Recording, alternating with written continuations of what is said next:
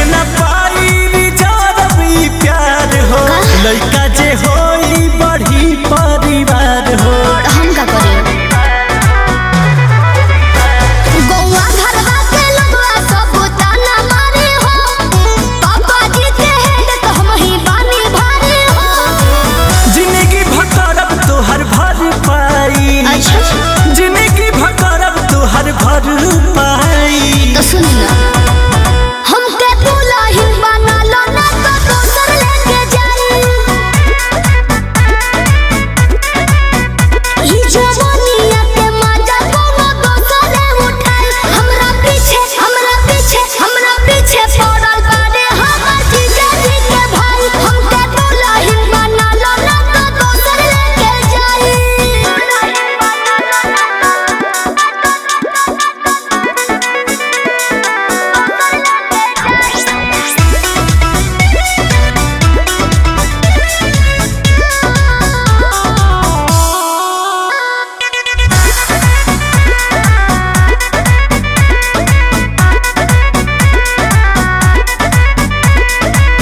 बारू ना लइका बनाई का जमाना माई से कही के तू करी दाना माना। कैसे कर दी सुनो